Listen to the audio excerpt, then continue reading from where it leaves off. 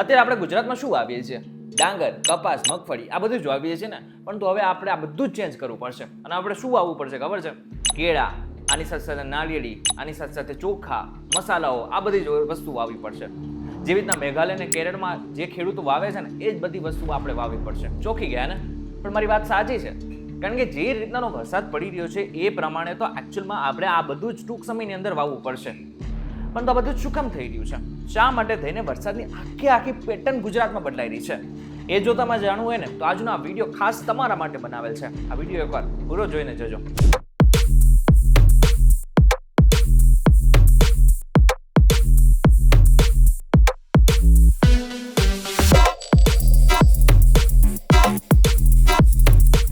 નમસ્કાર અને welcome back folks VTV digital ઉપર તમે જોઈ રહ્યા છો ડેઈલી ડોઝ અને હું છું આપનો દોસ્ત કરણ ચૌધરા. બસ એક મિનિટ માટે તમારી આંખ બંધ કરો. કલ્પના કરો કે ગુજરાતનો ખેડૂત જે આખું વર્ષ ચોમાસાની રાહ જોઈને બેઠો છે અને ચોમાસું જેવું નજીક આવે છે ને એ પોતાના ખેતરમાં બીજ વાવવાની શરૂઆત કરી નાખે છે. અને ખબર છે કે હમણાં ટૂંક સમયની અંદર જ ચોમાસું આવવાનું છે અને એ આકાશની તરફ રાહ જોઈને પણ બેસે છે કે ક્યારે આ વરસાદ પડે અને જે બીજ વાવ્યા છે એમાંથી કંઈક ઉત્પાદન થાય. પરંતુ અચાનક જ એટલો બધો વરસાદ આવી જાય છે કે પૂર જેવી સ્થિતિ એના ખેતરમાં થઈ જાય છે અને જેટલો પણ પાક વાવેલો હતો ને એ બધો જ માત્ર થોડી મિનિટોની અંદર જ નાશ થઈ જાય છે. અને બીજી બાજુ અમદાવાદ, વડોદરા અને સુરતમાં રહેનારો એક યુવાન ઓફિસ માટે બહાર નીકળે છે. છત્રી લઈને પણ નીકળે છે, પરંતુ અચાનક જ એટલો બધો વરસાદ આવી જાય છે કે પાણીમાં ફસાઈ જાય છે અને ઓફિસ જઈ પણ નથી શકતો. હમણાં તમે અમદાવાદ, સુરત, વડોદરા, ભાવનગર આ બધાના વિડીયો જોઈ લીધા હશે અને તમને ખબર પડી ગઈ હશે કે એકચ્યુઅલમાં જૂન મહિનામાં કેટલો વરસાદ પડ્યો છે. અને અચાનક જ કોર્પોરેશન વાળા એમ પણ કહી રહ્યા છે કે હવે અમે કામ પણ નહીં કરીએ, એટલે કે જે રસ્તાઓ ખોદેલા છે એમ જ ખોદેલા પડ્યા છે અને આગળના સમયમાં એ કામ પણ નહીં થાય. હવે જ્યારે પૂછવામાં આવે છે ત્યારે એવો જવાબ મળે છે કે આટલો બધો વરસાદ વહેલો આવી જશે એમની ખાતરી તો અમને પણ નહોતી, એટલા માટે થઈને હવે આ કામ પૂરું પણ નહીં થાય ને જ્યારે વરસાદ ઊભો રહેશે અથવા તો જ્યારે ચોમાસું પૂરું થશે ત્યારે આ કામ શરૂ થશે. પણ એક મિનિટ, આ તો ગુજરાત છે ને? ગુજરાતમાં આટલો બધો વરસાદ અચાનક જૂન મહિનામાં ક્યારથી પડવા લાગ્યો? એ કચ્છ જ્યાં એકચ્યુઅલમાં તો રણ વિસ્તાર છે અને ત્યાં વરસાદ પડવો પણ અઘરો હતો એ જગ્યા ઉપર નદીઓ વહે છે. અમદાવાદ, સુરત અને વડોદરા જેવા વિસ્તારોમાં અચાનક જ એટલો બધો વરસાદ આવી જાય છે કે પૂર જેવી સ્થિતિ ઉત્પન્ન થાય છે. પણ આવું શું કામ થઈ રહ્યું છે અને આપણા ચોમાસા સાથે આ શું થઈ ગયું છે? વિચાર, આજથી ને 5 થી 7 વર્ષ પહેલા શું થતું હતું? જૂન મહિનો આવે પછી તમને વાદળો ઘેરાતા દેખાય ને જૂન મહિનો પૂરો થવા આવે ને અને ધીરે ધીરે વરસાદની શરૂઆત થાય. અને અત્યારે અચાનક જ 15 જૂન પહેલા એટલો બધો વરસાદ આવી જાય છે કે કદાચ ખેડૂતો પણ વિચારતા રહી જાય છે કે એકચ્યુઅલમાં હવે કરવાનું છે તો કરવાનું છે શું? પહેલા ગુજરાતનું ચોમાસું એકદમ નિયમિત હતું. જૂનથી સપ્ટેમ્બર સુધી વરસાદ આવતો અને દરેક વિસ્તારમાં તેની ખાસ રીત હતી. મધ્ય ગુજરાતના શહેરોમાં 800 થી 900 મિલીમીટર વરસાદ પડતો અને સૌરાષ્ટ્ર અને કચ્છમાં ઓછો, લગભગ 300 થી 400 મિલીમીટર. પરંતુ ગુજરાતનું ચોમાસું અચાનક જ એક રહસ્ય બનતું જઈ રહ્યું છે.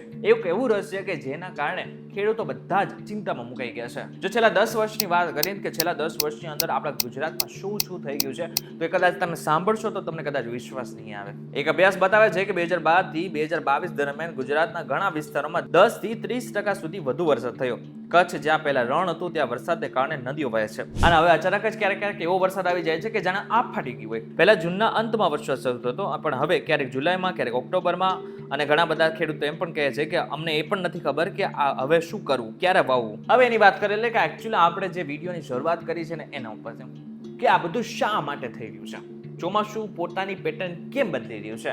આ બધાની પાછળનું જે કારણ છે ને એ છે ક્લાઇમેટ ચેન્જ. હવે ક્લાઇમેટ ચેન્જ કદાચ આ શબ્દ તમે એટલી બધી વખત સાંભળી લીધો છે કે કદાચ તમને હવે આનાથી ફરક પણ નથી પડતો. પરંતુ હવે ફરક ન પડતો હોય ને તો કદાચ હવે હું જે બોલવા જઈ રહ્યું છે ને એને એકવાર સાંભળી લેજો. ગુજરાતનું ચોમાસું અરબી સમુદ્રમાંથી ભેજ લઈને આવે છે, પણ હવે શું થયું? આપણી ફેક્ટરીઓ, ગાડીઓ અને ઉદ્યોગો દ્વારા હવામાં એટલો બધો કાર્બન ડાયોક્સાઇડ છોડ્યો કે દરિયો ગરમ થઈ ગયો છે. ગરમ દરિયો એટલે કે વધુ ભેજ, વધુ વરસાદ અને વધુ વાવાઝોડા. અને સિમ્પલ ભાષામાં કહું ને તો આપણી પાસે કયો દરિયો છે? અરબ સાગર, રાઈટ? અરબ સાગરનું પાણી જે છે એ અચાનક જ ગરમ થવા લાગ્યું છે. પહેલા એટલું બધું ગરમ નહોતું. એની પાછળનું કારણ મેં તમને કહી દીધું કે એટલા બધા કાર્બન ડાયોક્સાઇડ છોડવામાં આવી રહ્યું છે, ફેક્ટરી વધવા લાગી છે, આપણે એસી એટલા બધા યુઝ કરવા લાગ્યા છે, ગામડાઓ પર પણ અત્યારે એસી લાગવા લાગ્યા છે, જેને જ કારણે આપણે જે દરિયાનું પાણી છે ને એ અચાનક જ ગરમ થવા લાગ્યું છે. આપણે વરસાદની સિસ્ટમ ખબર છે કે દરિયાનું પાણી ગરમ થાય ને એટલે વાદળા બંધાય એટલે અચાનક જ આપણા દેશમાં વરસાદ આવે છે.